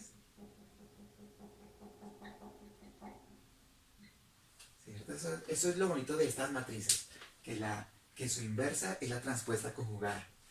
Entonces, ahí son esas. Efectivamente, vamos a esta fila por esta columna, es 1 más 1 más 1 más 1, 4, dividido 4, 1. Después es 1 menos j menos 1 más j, es 0. 1 menos 1 más 1 menos 1, es 0. 1 más j menos 1 menos j, es 0. O sea, La primera fila del producto entre ellas es 1, 0, 0, 0. La segunda fila es 1 más j menos 1 menos j. La otra, 1 más 1 más 1 más 1 dividido 4, 1. ¿Cierto? Y así vamos a ver que efectivamente cuando multiplico esas dos matrices me da la matriz identidad.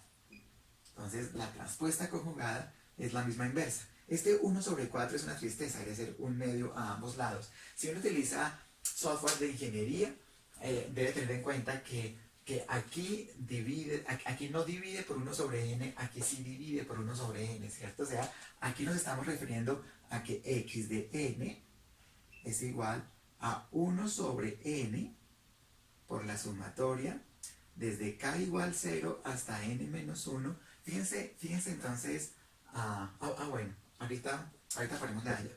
Entonces esto es x sub k y esto es a la más j 2pi k sobre n por n.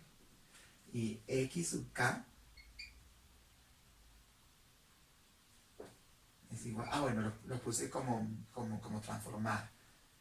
Listo, eso es como una transformada discreta de Fourier.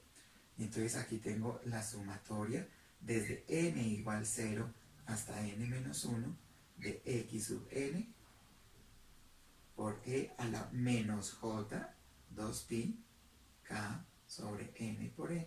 Entonces fíjate, aquí están los n's en las filas y los k's en las columnas.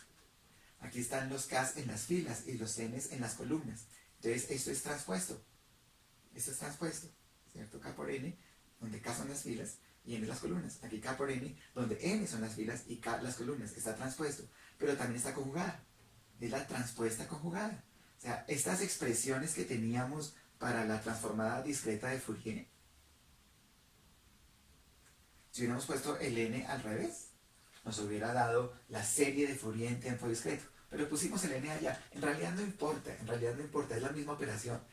Recuerden que solamente hay 4 válidas funciones de Fourier. Si ya escogimos que ambas sean discretas, es que ambas son periódicas. Entonces la transformada discreta de Fourier es una versión, es una forma de serie de Fourier en tiempo discreto, solo que lo limitamos a 0 n-1.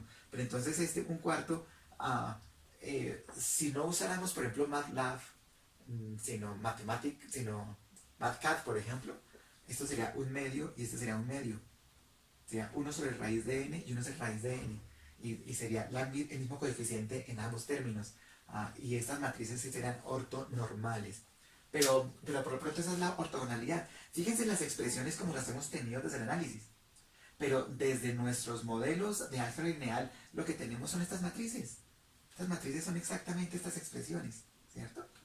Hagámoslo para n igual a 8 y 16 y nos va a salir cosas interesantes. Ya van a salir números complejos, pero van a ser siempre de esa estructura, ¿cierto? Es una matriz, entonces estas son las columnas que estoy combinando linealmente. Esto es W sub 0, rayita. Bueno, el W sub 0 está aquí. Este es W sub 0.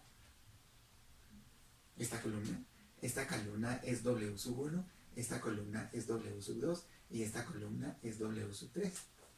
Entonces estos son los coeficientes de las combinaciones de estas que me dan estas. Y lo interesante es que cuando invierto esta, obtengo algo parecido.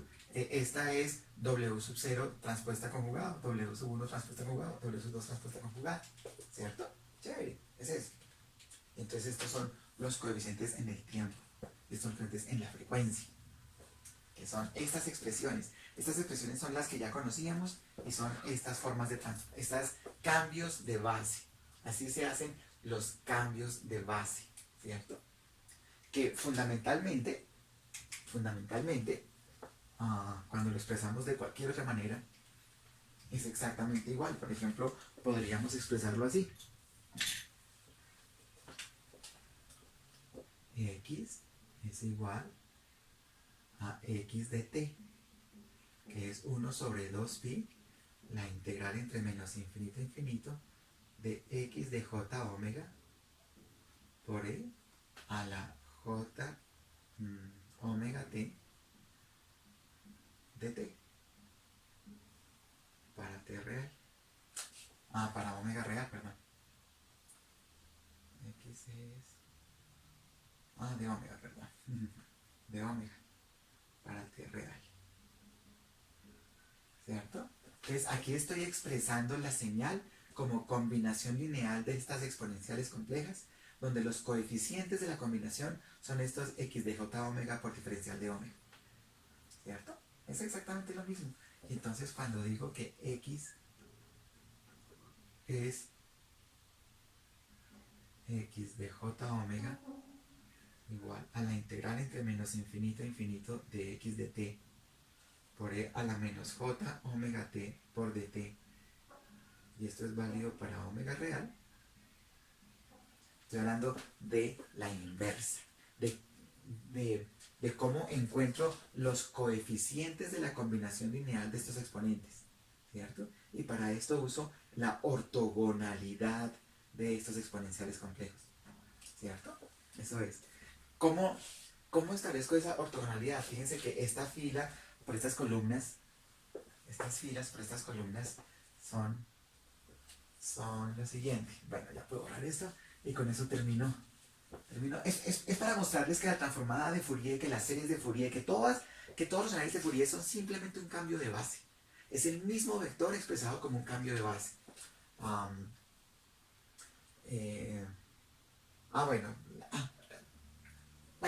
no importa, lo que tal vez le quiero mostrar es esto, que si yo aquí tengo un vector que es x0, x1, en términos de x0 veces el vector 1, 0, x1 veces el vector 0, 1, de pronto tengo entonces otra base.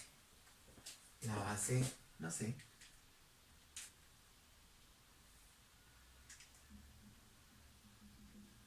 esto es x0 veces w, o sea, este vector es x0 por delta 0, este vector es x1 por delta 1, y este vector es x0 por w0, y este vector de aquí es x1 por w1. Pero x0 por delta 0 más x1 por delta 1, x0 por delta 0 más x1 por delta 1 es igual a x0 mayúscula por w0 más x1 mayúscula por w1. Son el mismo vector expresada en dos bases distintas. Cuando pensemos en Fourier, no pensemos en que vamos a convertir una ecuación diferencial en una ecuación algebraica y que, no, eso es verdad, pero eso no es lo importante. Lo importante es que estamos viendo la señal desde estas coordenadas y vamos a girar las coordenadas para poder visualizar otros aspectos de la señal. Es esto. Es exactamente eso lo que hacemos cuando hacemos una transformación de Fourier, una transformación Wavelet, o cualquiera de las transformaciones que vamos a usar en nuestros cursos de procesamiento digital de señales, en este curso y en todo lo que venga en la vida sobre procesamiento digital de señales. ¿Cierto? Eso es las bases y eso es la dimensión de un espacio vectorial. Lo que vamos a hacer ahora es coger señales en un espacio de dimensión grande y aproximarlas a espacios de dimensión más pequeña. Y entonces cuando hacemos la aproximación reducimos el número de coeficientes y al reducir el número de coeficientes tenemos más facilidad de proceso, ¿cierto? Estos son tipos de aproximaciones que si el error es tolerable, entonces mantenemos suficiente información. Si la información que observamos es suficiente, entonces podemos hacer el mismo tipo de proceso que necesitamos. Entonces esos son cambios de base en donde hacemos ya no la aproximación, ya no exactamente el mismo vector en el mismo espacio con otra base, sino en un espacio más pequeño y hacemos compresión de señales. Eso es compresión de señales. Coger audio digital a 44.100 metros por segundo y convertirlo en MP3. Eso es una compresión. Lo reducimos en el espacio, reducimos la dimensionalidad del espacio, ¿cierto? Bueno, ahora tiene un sexto punto importantísimo y fundamental con el que vamos a empezar a ver ya propiamente el asunto geométrico del que tanto hemos hablado. Las construcciones geométricas, las formas de medir vectores y y de encontrar relaciones entre ellos para poder comparar, ver distancias entre vectores, entonces escoger entre un vector y una alternativa de vectores de la menor distancia, por ejemplo, el más parecido. Cosas así, vamos a poder comparar vectores, comparar señales mediante métricas. Métricas es el metro con el que medimos un vector, va a ser el metro con el que midamos una señal. Y para eso entonces, primero vamos a definir un concepto fundamental que es el producto interno. Creo que sería sexto tal vez. Producto interno. Nuevamente, estamos en el mundo de un espacio vectorial con la suma entre vectores, el producto por escalar, y esto está respecto a un campo escalar que tiene una suma entre escalares y un producto entre escalares. Entonces, la idea es que ahora yo tengo una operación binaria, ¿cierto? O sea, yo cojo dos vectores. Esta es la notación del producto interno. ¿Qué hace esto? Coge un elemento del producto cartesiano b por b, o sea, coge dos vectores y les asigna un campo escalar. Para nosotros nuestro campo escalar siempre va a ser contenido o va a ser igual a los complejos. Pueden ser los reales, pueden ser los complejos, ¿cierto? La cosa es que esta función que toma dos vectores y le asigna un número real, en nuestro caso un número real o un número complejo, debe satisfacer algunas propiedades. Por ejemplo, cuando yo tomo un vector y hago el producto interno consigo mismo, obtengo un número mayor o igual que 0. Y la única manera de obtener 0 es que el vector mismo sea el 0. ¿Sí? Y solo si x es igual a 0. La identidad para la suma entre vectores, el origen del eje coordenado, la señal que para cualquier instante de tiempo vale 0, la señal constante que cualquier instante de tiempo vale 0. ¿Cierto? Ese es un aspecto importante. Es el mayor o igual a 0. Después veremos que eso tiene mucho que ver con el tamaño del vector. Ese viene a ser como el cuadrado del tamaño, como el cuadrado de la longitud, si lo vemos como en un espacio euclidiano. Otro aspecto es que x, y, el producto interno entre x y y, es el mismo producto interno entre y x, pero conjugado. Si son reales, es igual. Son lo mismo, es conmutativo si son reales.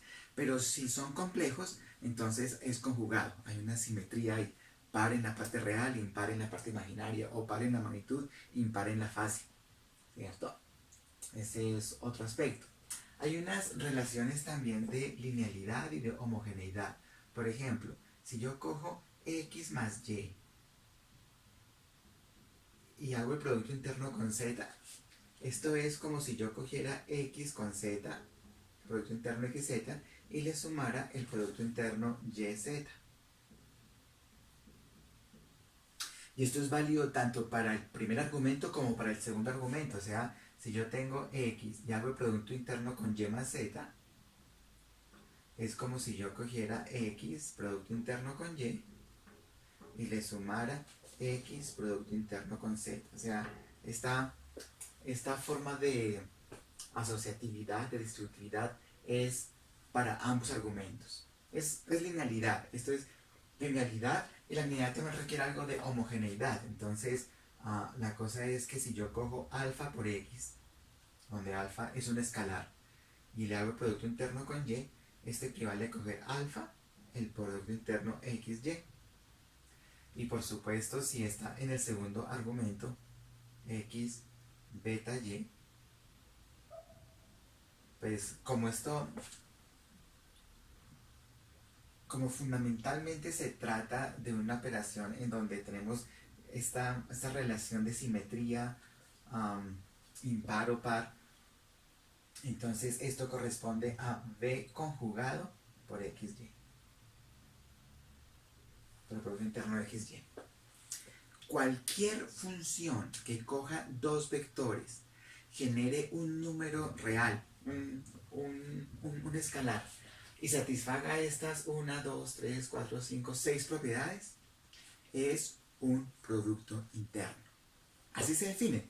Como hasta ahora hemos definido cosas, el concepto matemático es hacer la definición y después de la definición empezar a desarrollar teoremas y encontrar, inferir propiedades. Pero esta es una definición, a eso le llamamos un producto interno. Cualquier función que satisfaga eso es un producto interno. Nosotros conocemos muchos productos internos.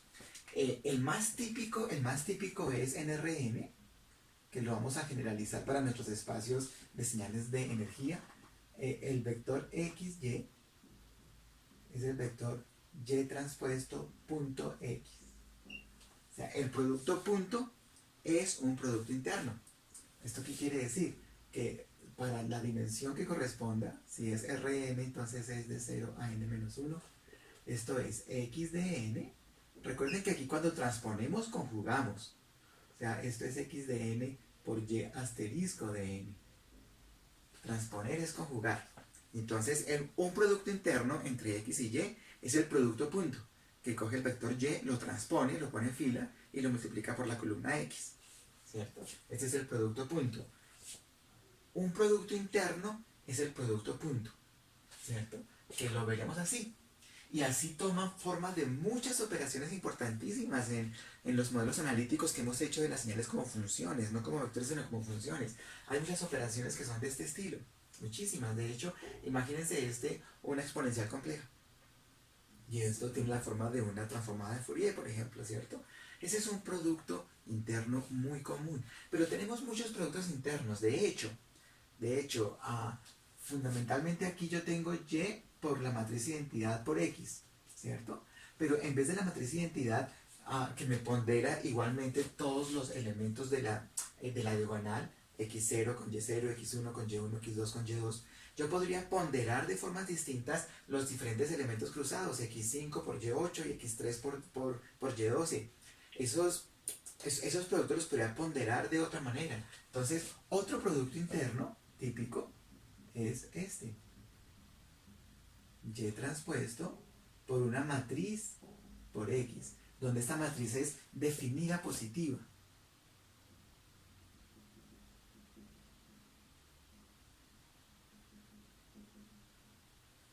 ¿Cierto? Definida positiva. ¿Qué quiere decir definida positiva? Que para cualquier X que pertenezca a Rn, a X transpuesto por M por X es mayor o igual a 0. Eso es definida positiva, ¿cierto? Entonces, este es otro producto interno. Es otro producto interno donde estamos ponderando de formas distintas las conexiones. Aquí estamos ponderando con la matriz de identidad. De manera que xn con yn se multiplica por 1 y todos los otros productos cruzados se multiplican por 0.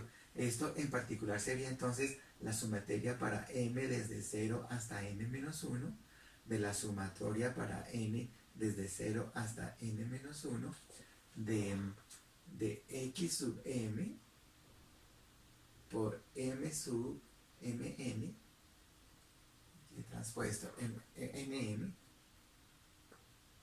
Bueno, pongamos aquí otro, k.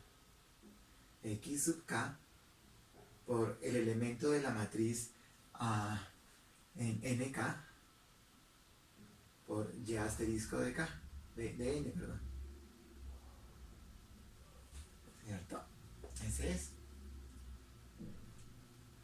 efectivamente. O sea, que si en la fila Y están los n's, entonces en las filas de m están los n's. Y otros son los k's. O sea, aquí están los k's, aquí están los k's. Entonces es x sub k por y sub n asterisco, y m sub nk es la ponderación entre ellos. Por ejemplo, si m sub nk es el delta de Dirac, es 1 si n es igual a k y 0 si n es distinto de k, tengo el producto punto común y corriente. Pero aquí tengo entonces una ponderación de los productos cruzados. Entonces este es otro producto interno. Es otro producto interno si m es una matriz definida positiva. ¿Cierto? Chévere. Que dice, por ejemplo, es muy común en muchos aspectos interesantes. Por ejemplo, no lo hemos mencionado, pero un espacio vectorial espectacular es el de las variables aleatorias que yo puedo definir en un espacio de probabilidad. Un espacio de probabilidad está asociado con un experimento aleatorio. Entonces hay un espacio muestral, el conjunto de los posibles resultados. Hay una clase de subconjuntos del espacio muestral que tienen una estructura de campo de álgebra y hay una medida de probabilidad que se le asigna a los elementos de ese campo, a los eventos que son subconjuntos medibles del espacio muestral. Y entonces tú defines variables aleatorias en ese espacio muestral, tienes funciones que van de omega en los reales que satisfacen ciertas propiedades, que todos los intervalos de menos infinito a x generan imágenes medibles en ese espacio de probabilidad. Y en ese caso entonces hablamos de la correlación, el valor esperado de x, y, el producto de las dos variables aleatorias. ¿Qué es esto? Esto es la integral para todos los posibles valores de x y de y, de x por y, por un diferencial de la función de distribución acumulativa de x, y. O sea, la probabilidad de que la variable aleatoria x esté en un infinitésimo alrededor de x y la variable aleatoria y esté en un infinitésimo alrededor de y. Y eso se llama la correlación. Y fíjense que es exactamente eso. Desde nuestro punto de vista, bueno, aquí estamos suponiendo que son reales, si no tocaría conjugar y. Desde nuestro punto de vista, aquí tenemos una matriz, los diferenciales de la función de distribución acumulativa, ¿cierto? Y esta matriz está multiplicada por un vector, que son todos los valores de y aquí está multiplicada por otro vector, que son todas las columnas x. Este es un vector fila y este es un vector columna j. Entonces, la correlación entre dos variables aleatorias toma exactamente esta forma, y esta forma es una forma generalizada de producto interno asociada a este producto punto. Una forma generalizada de producto punto que es un producto interno. Esta correlación entonces es un producto interno de este tipo. Esto puede ser continuo, puede ser discreto. De hecho, si es discreto y tiene un número finito de valores, toma exactamente esta forma. Y esta es la función de distribución de probabilidad conjunta, ¿cierto? Esta es la función de distribución acumulativa conjunta. Bueno, su diferencial, que multiplicado por un diferencial de x, un diferencial de y, nos daría dividido por un diferencial de x, un diferencial de y, nos daría la función de distribución de densidad de probabilidad conjunta. Entonces, este se llama la correlación. Correlación entre dos variables aleatorias. Y de hecho, por extensión, a este tipo de producto interno con señales determinísticas también le llamamos correlación. Porque cuando nuestras señales sean aleatorias, desafortunadamente en nuestro curso no se trata de señales aleatorias, es muy hermoso cuando consideramos las señales como realizaciones de un proceso estocástico, como trazas muestrales de un proceso estocástico. Entonces, este producto punto es una forma de hacer una estimación, si hay ergodicidad, una estimación de esta correlación. Y entonces a este producto punto también le llamamos la correlación. Y fíjense que eso es lo que hemos hecho en el laboratorio, por ejemplo, cuando decidimos usar para detectar tono de señales de voz, utilizamos la correlación para ver qué tanto se parece la señal a sí misma a medida que la vamos desplazando. Y cuando el desplazamiento coincida con su máximo parecido, detectamos un periodo, ¿cierto? Eso era lo que hacíamos. Y a esta relación, xn con xn más k, que era entonces una forma desplazada, es la correlación conmigo misma, la autocorrelación, se llama eso. Entonces usamos la autocorrelación para calcular, para detectar periodos de señales pseudoperiódicas. Pues bien, eso surge de esta manera de estimar, usar esta cantidad en el tiempo para tratar de estimar esta cantidad en la probabilidad, ¿cierto? Que es la correlación. Entonces, ese es otro producto interno. Hay muchos productos internos. Podemos imaginarnos más en otros espacios distintos, pero en nuestros espacios de señales, estos son los más comunes. La correlación, el producto punto ponderado, ¿cierto? Que es una matriz que no es la identidad. Si esta matriz es la identidad, tenemos el producto punto tal como lo conocemos. Si esta matriz no es la identidad, tenemos otro producto interno distinto en donde estamos ponderando de formas distintas los productos cruzados. Y fundamentalmente la correlación, cuando hablamos de variables aleatorias, del espacio de las variables aleatorias, el espacio vectorial de las variables aleatorias de media cero y variancia finita, por ejemplo. Ese es el L cuadrado de omega fp, donde omega es un espacio de probabilidad. Y es L cuadrado, como hablamos de nuestras energías. Si las varianzas son finitas en las variables aleatorias, las energías de las señales son finitas en sus versiones determinísticas, ¿cierto? Varianza, energía, tienen mucho que ver, como el nivel de C y el valor promedio, cosas así. Entonces, siempre usamos en las señales el nivel de C Aquí estamos suponiendo tal vez que fueran señales sin nivel de C, y entonces esta es exactamente la correlación. Si les restáramos el nivel de C, aquí le restaremos el promedio y tendríamos la covarianza. Y la covarianza entonces es una medida de la potencia en AC, ¿cierto? Uno tiene la potencia en DC, la potencia en AC, y la suma de las dos es la potencia de la señal. Pues lo mismo ocurre aquí. Está el valor esperado al cuadrado y está la correlación. Bueno, está el producto de los valores esperados y está la correlación. Y la diferencia entre ellos es la covarianza, como cuando le quito la potencia de DC a la potencia total para tener la potencia en AC. Es exactamente lo mismo, son formas de estimar en el tiempo medidas probabilísticas.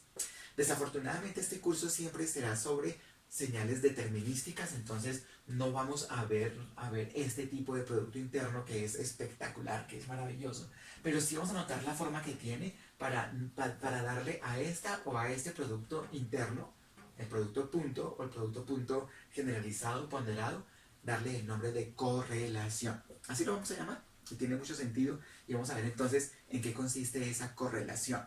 De hecho, antes de terminar entonces esta clase, hagamos una breve interpretación de la correlación en R2.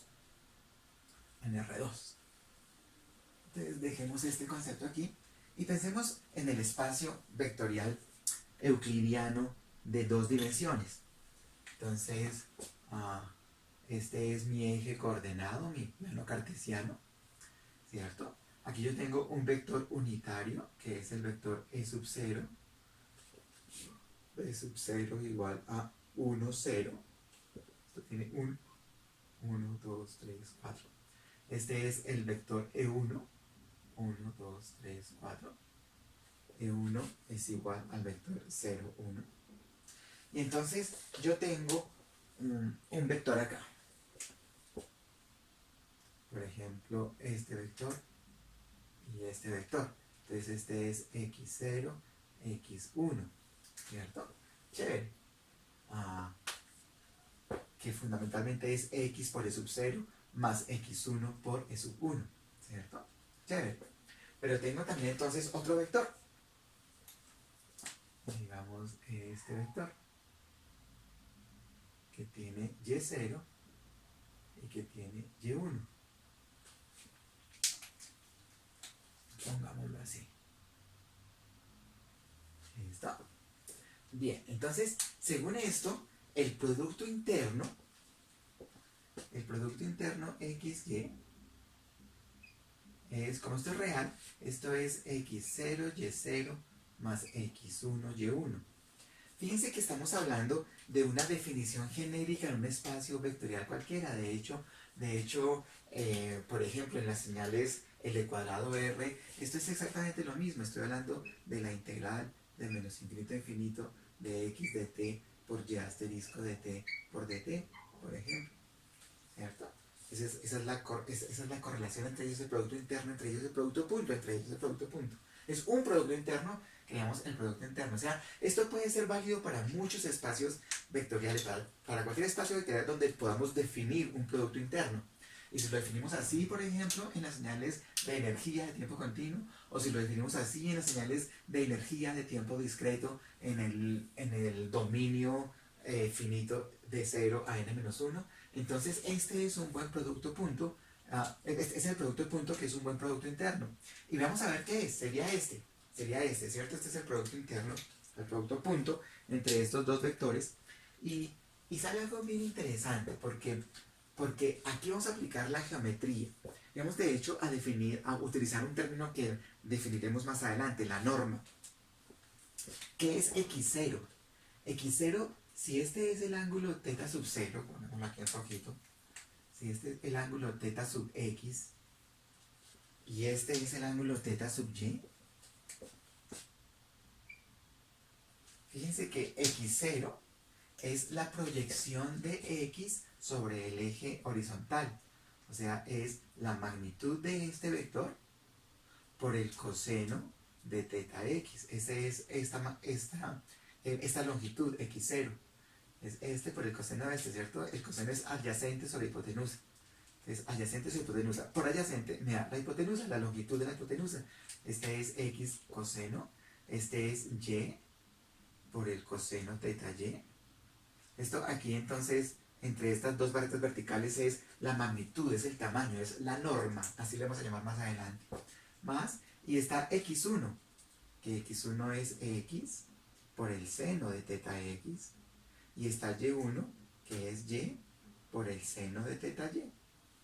O sea, me queda esto, xy, el producto interno xy, es igual a la norma de x, el tamaño, la norma de y, su tamaño, y aquí me queda el coseno teta x, el coseno teta y, más el seno teta x, el seno teta y.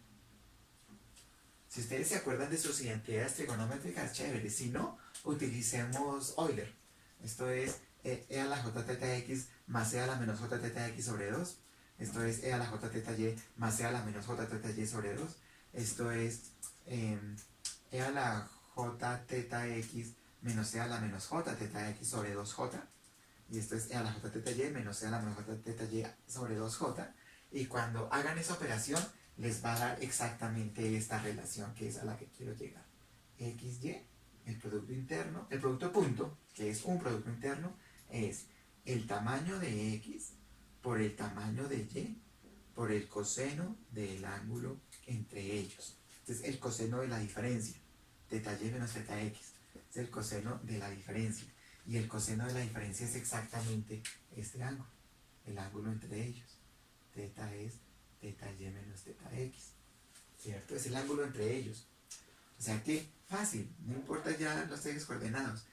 Si esto tiene x, esto tiene x, esto tiene y. Entonces ya no importa los ejes coordenados, se da esta relación. Ese es el producto interno. Y esa versión de producto interno nos da entonces una descripción fascinante en términos geométricos. Fíjense que estamos hablando de términos geométricos. Bueno, es bastante fácil verificar que estos productos internos, como los hemos definido, satisfacen estas propiedades. Eso es muy fácil de verificar. Y lo que vamos a ver ahora es entonces esa interpretación geométrica, cómo resulta de curiosa y de bonita para nosotros, porque nos está hablando que aún en todas las señales que nosotros tenemos, o sea, cuando hablamos, por ejemplo, de L cuadrado de R, entonces sencillamente XY es igual a la integral entre menos infinito e infinito de X de t por Y asterisco de t por dt. Ese es el producto interno, ¿cierto? Y entonces, la norma de x, fíjense, según Pitágoras, la norma de x al cuadrado es x0 por x0 más x1 por x1, que es exactamente xx. Esa es la norma de x al cuadrado. Entonces, lo que nosotros estamos teniendo en cuenta aquí es lo siguiente. Habría un coseno de entre las dos señales, que es el producto interno, integral entre menos infinito e infinito de x de t por y asterisco de t por dt, sobre el producto de las normas. Pero el producto de las normas es la integral entre menos infinito e infinito de x de t en valor absoluto al cuadrado por la integral entre menos infinito e infinito de y de t valor absoluto al cuadrado por dt, y es el producto de las raíces entre ellos. Fíjense, tenemos dos señales en el tiempo. Tal vez x de t es así y tal vez y de t es así. No sé. Aquí están x de t y y de t. Si esto es t, esto es x de t y esto es y de t. ¿Cómo pensar en un coseno entre dos, en el ángulo que forman ellas dos? Fíjense que si nosotros interpretamos el ángulo como los vectores en el espacio tridimensional o bidimensional, no tiene sentido. Pero si interpretamos las señales como vectores, interpretamos el producto punto como es el producto punto, y notamos que hay una cantidad que en la geometría euclidiana es el coseno del ángulo que forman, que es el producto interno sobre las normas, el producto interno sobre las normas. Entonces, estamos definiendo un ángulo entre dos señales. Claro, no está tan correcto decirle el coseno del ángulo que forman porque no está claro que formen un ángulo. Pero entonces sí le decimos el coeficiente de correlación entre las señales X y Y.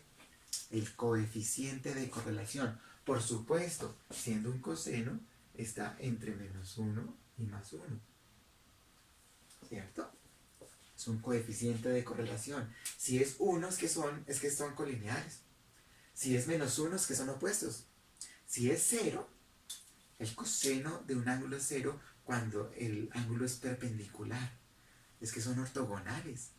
Podemos hablar de ortogonalidad, de perpendicularidad, podemos hablar de si son obtusos o si son rectos o si son ángulos agudos. Y todo eso lo podemos saber por el coeficiente de correlación. Si el coeficiente de correlación está entre 0 y 1, bueno, digamos, sí, entre 0 y 1 es que estamos hablando de un ángulo agudo. Si es de 0, es un ángulo recto. Si está entre 0 y -1, es un ángulo obtuso. Si es -1, son 180 grados, es un ángulo llano, ¿cierto? Pero estamos hablando de señales, no de vectores en un plano euclidiano, en un espacio tridimensional euclidiano, sino de señales en un espacio vectorial abstracto.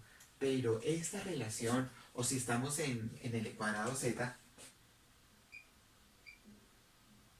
entonces esta es la sumatoria desde menos infinito hasta infinito de x de n, y asterisco de n, sobre la raíz de la sumatoria desde n igual menos infinito a infinito. Cuando pongo valor absoluto de xn al cuadrado, me refiero a xn por x asterisco de n.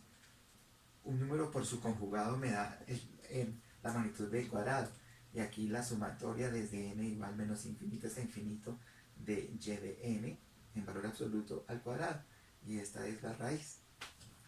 Esto es el coeficiente de correlación entre dos señales en tiempo discreto, que nosotros la interpretaremos como el coseno del ángulo que forman las dos señales. Cuando cerramos los ojos e imaginamos que el espacio vectorial en el que viven es R2 o R3, que ese es el juego que queremos hacer, esa es la interpretación que yo insisto que conviene que ustedes tengan en cuenta para interpretar desde la geometría las señales. Entonces, inclusive cuando tenemos el coeficiente de correlación entre dos señales, estamos hablando del coseno del ángulo que forman.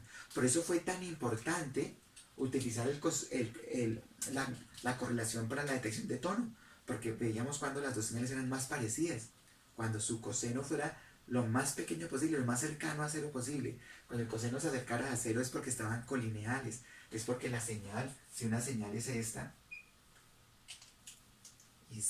y otra señal es así, el coeficiente de correlación entre ellos es 1, ¿cierto? Vamos a arrancar la siguiente clase hablando del coeficiente de correlación y su interpretación geométrica, que es como queremos interpretar las señales, ¿cierto? Vamos a ver por qué el coeficiente de correlación es tan importante para comparar señales, para ver qué tan parecidas son, para ver si están en la misma dirección, en direcciones opuestas, o si son ortogonales. Y ese es el lenguaje que usamos, la ortogonalidad de las señales. Las exponenciales complejas son ortogonales, porque a menos que m sea igual a k, el producto interno entre ellos es 0, ¿cierto? Si m es igual a k, el producto interno entre ellos es igual a n, al número de muestras que hay en la señal, que es el cuadrado de la norma, es el cuadrado de la hipotenusa. Nuestros términos se van a ver cada vez más y más y más geométricos cuando pensamos ya en estos términos de producto interno. Sobre el producto interno vamos a definir la norma, como lo acabamos de hacer, y con las normas vamos a medir distancias, que son las normas de las diferencias entre señales. Y entonces ya tenemos toda la geometría de un espacio vectorial.